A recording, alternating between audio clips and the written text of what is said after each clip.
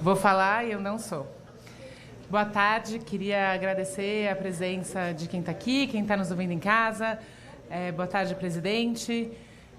Eu vou trazer o assunto que a gente tem debatido não só hoje aqui nessa casa à tarde, mas na cidade desde a última, se não me engano, quinta ou sexta-feira.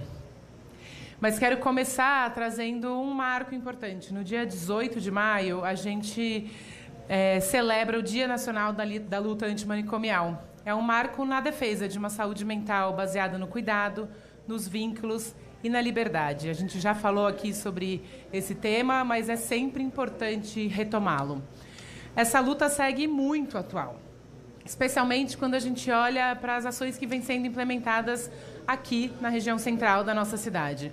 O que está em jogo é o modo como o poder público lida com o sofrimento, a dependência química e a vulnerabilidade extrema. E aí, só para não cair no jogo do esquerda ou direita, eu queria compartilhar que eu acho que esse é um desafio da sociedade inteira. A gente está com um desafio gigantesco, que é de como a gente volta a humanizar as nossas relações, humanizar o poder público, humanizar os desafios que a gente tem, entendendo que a gente está falando de vidas. A gente precisa conseguir fortalecer os vínculos humanos para além do que é responsabilidade do poder público. É um chamado mesmo. A gente precisa retomar as relações humanas e aí, numa cidade tão grande quanto a nossa, esse é um desafio, e tão desigual, é um desafio ainda maior. Pois bem, quero falar então da Cracolândia. Eu não nego a gravidade da situação. A Cracolândia é um dos maiores desafios da cidade de São Paulo e eu aposto que todos os vereadores e vereadoras tiveram que responder pelo menos uma pergunta sobre isso durante a nossa campanha. A cidade está preocupada com isso, a cidade está envolvida nesse processo que é absolutamente complexo. A aglomeração naquele território não interessa a ninguém, tampouco a cidade ou as próprias pessoas em sofrimento e a família delas. Mas o caminho não pode ser de um sumiço, da internação compulsória em massa, da remoção sem garantia de direitos. É preciso que a gente encontre um meio do caminho. E aí queria citar a matéria da Mônica Bergamo, que saiu, se não me engano, hoje. Uma reportagem da Bruna Monteiro de Barros, que traz relatos de violência, deslocamento forçado e ameaça a usuários.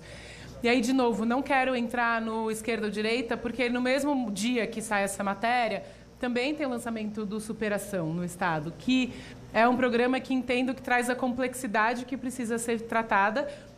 Acho difícil da perspectiva estadual, esse é um desafio municipal, mas a gente já tem aqui em São Paulo experiências que olhavam para esse e outros desafios de forma complexa.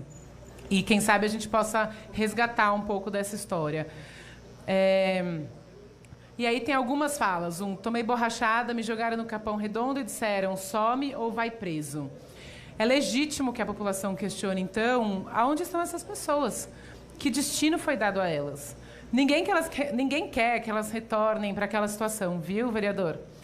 Adriles, a gente não quer que elas retornem àquela situação, mas a gente precisa saber em que situação elas estão hoje e qual é a política pública que a gente, como cidade, Estado e União, consegue ofertar para mudar essa realidade que é brutal, é muito agressivo para todo mundo, principalmente para quem está lá. A gente não pode normalizar o apagamento de vidas. E aí aqui queria trazer um pouco do que eu defendo, qual é a ideia que eu trago para essa perspectiva. O enfrentamento ao uso abusivo de substâncias e a situação de rua precisa ser contínuo, articulado e de longo prazo. Essa é uma política pública que acontece aqui, o desafio, nas maiores cidades do mundo inteiro. E eu sei que todo mundo tem alguma solução mágica, mas não tem uma solução única. A gente precisa articular várias soluções. Portanto, para mim, a resposta tem que ser transversal, integrando saúde mental, assistência social, habitação, trabalho e renda fundamental, cultura e um cuidado comunitário. Não basta remover, é preciso proteger, tratar e reintegrar.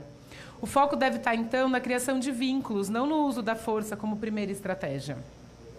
Eu comecei a minha vida pública no Ação Família Viver em Comunidade, que era uma política pública do prefeito José Serra, portanto, não estou falando de uma política da esquerda, mas que estava muito comprometida em, de fato, investir nos vínculos familiares, né, entre as famílias nos territórios e articular as políticas públicas para que a gente pudesse encontrar soluções para tamanho desafio.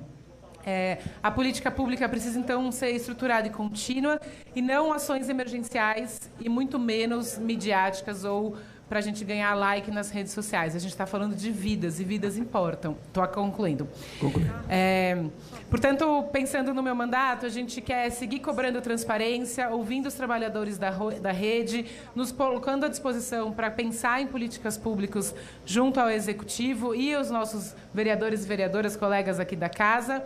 É importante que os órgãos públicos, então, trabalhem de forma articulada e transparente, que nós, o Legislativo, acompanhemos e fiscalizemos e a gente possa contribuir com propostas estruturais e que a gente se debruce aqui nessa casa nesse desafio.